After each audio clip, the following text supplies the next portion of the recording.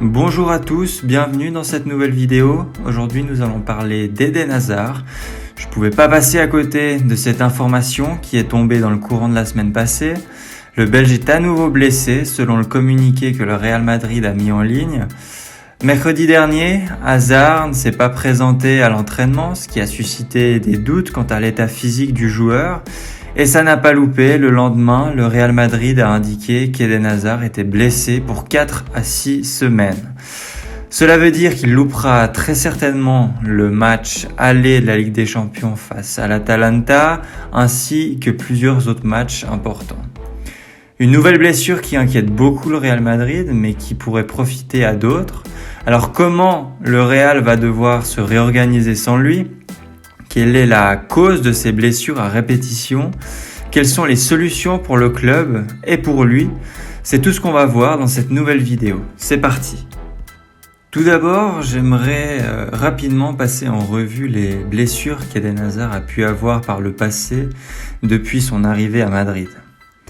Alors sur ce tableau, on peut voir l'historique de ces blessures, ce qui montre clairement qu'il y en a beaucoup pour le peu de temps qu'il a été au Real. Au total, cela fait un total de 283 jours blessés et un total de 43 matchs loupés.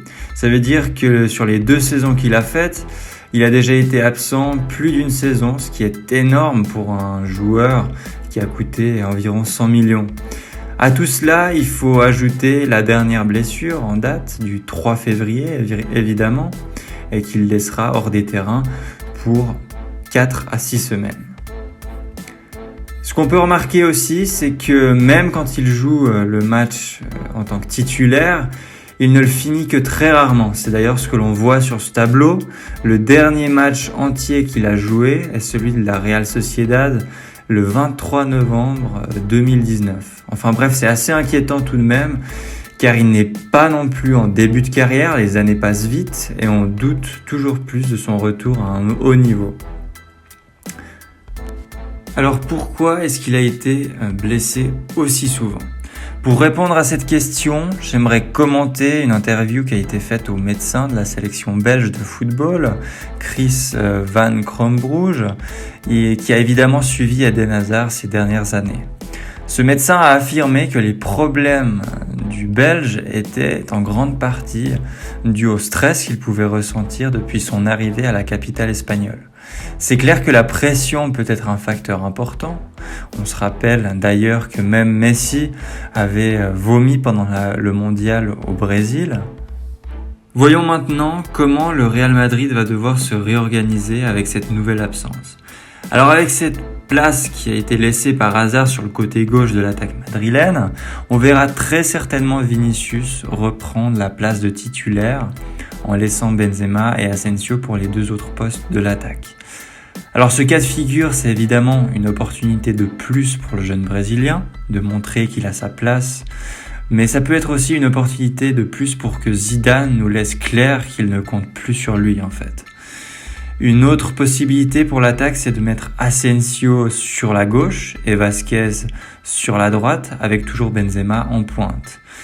Je pense qu'il y a peu de chances que Zidane fasse jouer Isco, vu le niveau qu'il a en ce moment, mais on ne sait jamais. On peut aussi imaginer que Zidane enlève un attaquant et mette Valverde en 4e milieu avec Asensio et Benzema en attaque, ce qui ferait une composition en 4-4-2. Bref, voilà pour les solutions qui s'offrent à Zidane pour s'en sortir après cette nouvelle absence du Belge. Pour finir, les éventuelles solutions pour le Real Madrid avec le cas Eden Hazard. Évidemment, sa valeur marchande a baissé énormément. Il ne vaut plus que 50 millions alors qu'il en valait 100 à son arrivée il y a à peine un peu plus de 2 ans. Ça signifie une grosse perte qui n'est pas prête de s'arrêter s'il continue à se blesser, d'autant plus qu'il prend des années et il sera de moins en moins vendable sur le marché des transferts. Le Real pourrait ainsi envisager de déjà le mettre sur le marché des transferts, comme certains médias l'ont dit, ce qui serait évidemment décevant car on a envie de croire qu'il reviendra à son niveau. L'autre solution, c'est de le faire continuer en espérant qu'il se libère du stress petit à petit, peut-être en s'entourant d'un psychologue du sport si ce n'est pas déjà fait. Honnêtement, je ne pense pas que le Real vendra Hazard cet été, car ça signifierait une grosse perte pour les finances du club. À voir. L'avenir est très incertain à son sujet, en tout cas. Voilà, c'était tout pour cette vidéo. N'oubliez pas de vous abonner, de liker si ça vous a plu. Et sur ce, je vous dis à la prochaine pour une nouvelle vidéo.